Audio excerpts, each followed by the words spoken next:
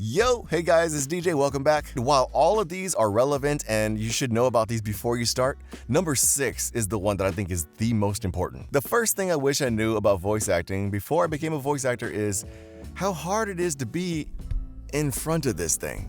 And what I mean is, you can ask any voice actor whenever we are talking to our friends or our family or girlfriend or wife or husband or significant other or whomever you're talking to, we're just so natural, you know what I'm saying? Like, we got pauses and we take breaths and we sound just like a normal human being.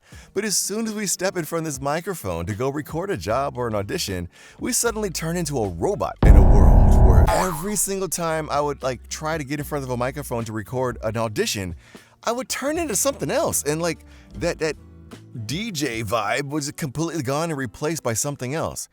I don't know what it is. I have no idea what it is about a microphone being in front of you, but it's like it just turns off your ability to just be yourself.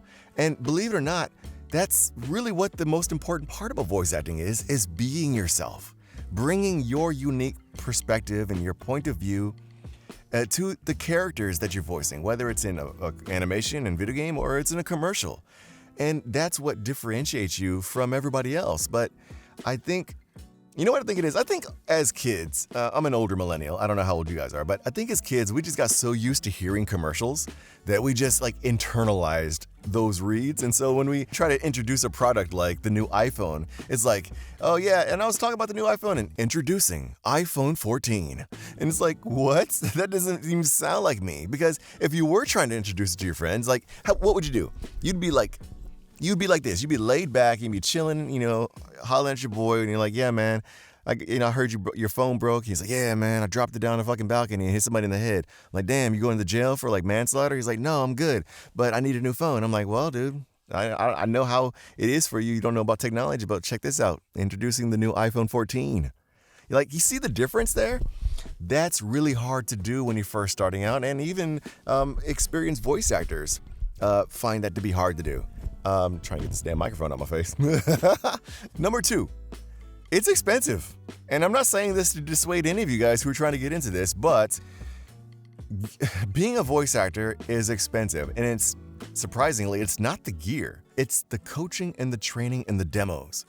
And man, if I'd have known just how much money I would have to invest in coaching, I would have planned a bigger nest egg, because from 2023 to 2024, I've spent over $12,000 just in education only.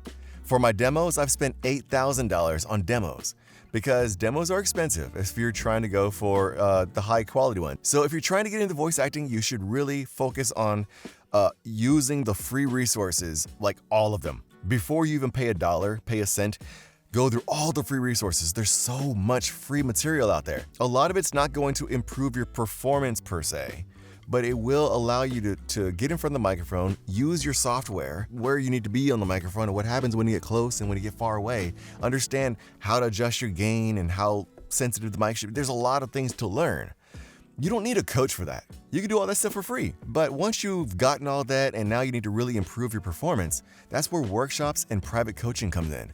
And coaches are expensive, especially the good ones. The good coaches are expensive. If you're going for some fly-by-night or somebody who's really not even that good at being a voice actor, maybe not so expensive. Like they say, you get what you pay for. Real quick, if you're enjoying the content and you're finding value, consider subscribing to the channel, because it really helps me notice your support. Number 3. This shit is lonely, man. I'm in a room by myself. Not only that, I don't live in the United States. I live in South Korea. I've lived out here for 11 years, and now I'm in a box. I went from being a teacher and being in the military to doing all this stuff with people and patients and students and clients and customers and just everywhere's people, to literally going into a box that's me by myself. That is hard. It's not for everybody. Fortunately, I'm an introvert, so I actually love this. But occasionally, I do need to be around some people, you know what I mean? But if you're not a type of person who can be away from that, you have to find ways to network. And so that's what I do now is I always try to find a way to get on some Zoom calls to, talk shop with other voice actors. I spend some time on social, interacting with other people. Obviously, I have my wife and my daughter and my family and stuff. I can still interact there. But the job in itself is really lonely, and it can wear on you over time if you aren't taking the steps to make sure that you keep a good mental state. People have all kinds of ways to do it. I don't know what your way is to do it. But you got to find that and find it soon, because you don't want to be 2 years into this and then realize that you're depressed because you're stuck inside of a box. And on that note, the fourth thing is this community is actually an anomaly. Think about it. Let me just break this down for you. You get a bunch of voice actors, and we're all vying for the same jobs, in one way or another. When you do an audition and you book a job, you've essentially taken that job from somebody else. If you did a job and there was 500 auditions and you're the one that booked it, well, then there's 499 people who didn't get the job. You took the job from them. But voice acting is an anomaly. It is a unicorn, actually, in that even though we are taking or trying to take each other's jobs, we are mostly friendly. Like, most voice actors will go out of their way to have a conversation with you and just talk voice acting, because all of us in here just love everything about voice acting. And especially when you have like workout groups and you're trying, not workout like working out, I mean like working out your voice, your performance. When you're with other voice actors and you're doing a workout group, like it's just such a warm, welcoming, inviting community. And I have yet to, well, no, there's a couple.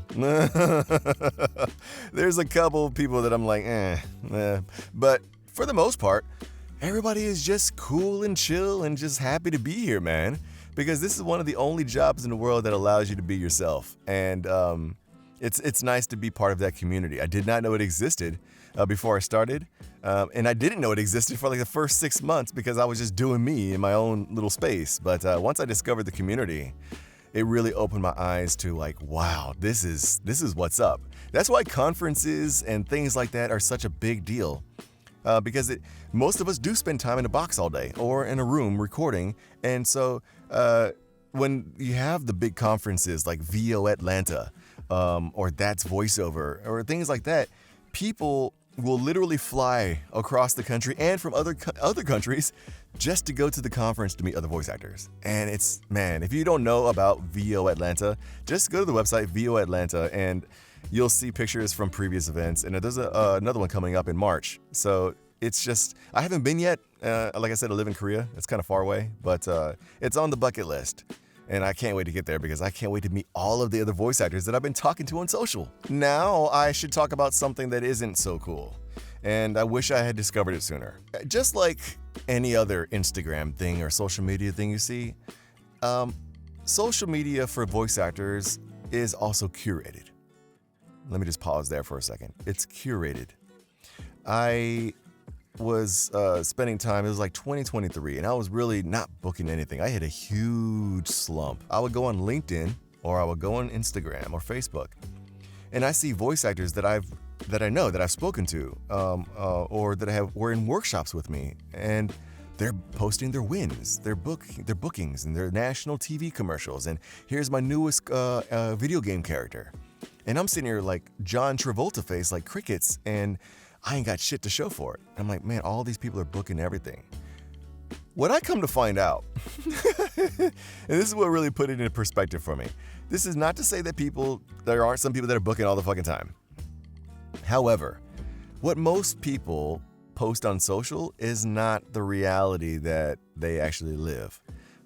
For example, I can book a social media commercial, right? And then the next week I can book 2 more social media commercials.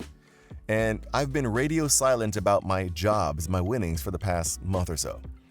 I can post those 3 commercials one day, the next day, and the next day, and now it looks like I'm booking back to back to back. You know what I'm saying? Because most people aren't like, hey, I booked this 6 months ago. They're like, here's another thing I booked. And so it looks like they're just on fire. So the best thing to do is to limit your time on sites like LinkedIn, especially, to networking and self-promotion only. and this is not an order, you do what the fuck you want to do, but I find that it's better to just get on, do what I got to do, make a post, comment a few times, let people know I still exist, and leave. And leave it at that. Because if I don't do that, dude, I've found myself really questioning my own skills, and it only makes the slump worse. Number 6, let's get serious again. It is not about what you know. It is about who you know. In voice acting, I didn't think it would apply the way it does, and it really actually is really important. I said really like 4 times there. Here's the thing, guys. When it comes to coaching, when it comes to networking, when it comes to demo production, what I didn't understand when I got started was if I needed to get a coach or attend a workshop or all of these things, I didn't understand why I was doing it other than to learn how to do voiceover. So I'm like, a coach is a coach is a coach. A workshop is a workshop is a workshop. I just need the cheapest one so I can save money. It makes sense, right? You're trying to be fiscally responsible. But here's another way to reframe your training. When you choose a coach, I need you to consider who does this coach know? Who does this coach, is she a casting director? If she is a casting director, what production companies is she connected with or he connected with? Is it Netflix? You know what I'm saying? Is it a movie trailer house? Is it a big ad agency? If it's another voice actor, what agency are they on? Who are they managed by? Who do they have a connection with that can possibly be, I don't want to say exploited, but if they are coaching you and they know about your ability, who better to get a recommendation from to join their agency than the person who coached you? You know what I'm saying? So that's that. And then also, you'll often see workshops with agents. It's not about the workshop. It's about putting yourself in front of the casting director or the agent and letting them hear what you can do. The biggest mistake that I see people make with that is they know that who you know knows and like, oh, I'm gonna get in front of this agent and maybe she'll sign me. But you haven't done the work to prepare to get there. So when you do read in front of the agent, you give a shitty read, and first impressions are lasting impressions, man. So don't go in front of these agents and stuff until you're ready. I have a theory that agents hold workshops because they have a vacancy on the roster that they're trying to fill. They won't tell you what that vacancy is or what the spec is. Is it a man, a woman? Is it old, young? They won't tell you any of that. But I do believe that they're looking for something. And then they get 10 or 15 talent to come there and they listen and see if they can find something. It's a lot easier than sifting through hundreds of submissions in your email box. You know what I'm saying? Plus, you get a live read. Is this person directable? Can they give a read and then I redirect them and they can give me a different read?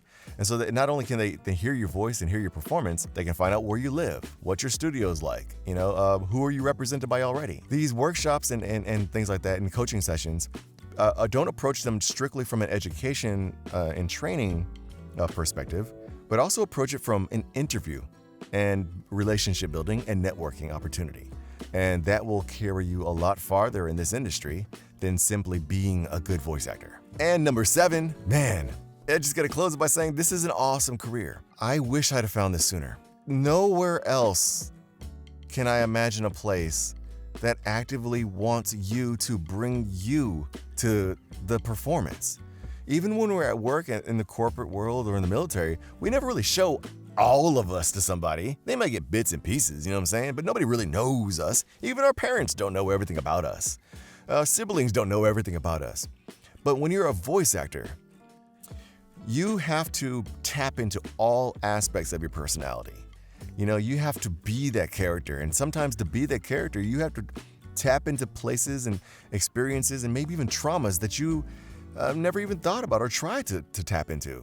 And it's almost a healing experience doing what I do.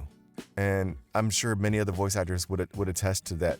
It is self-healing. It can be a moment for you to be a kid again.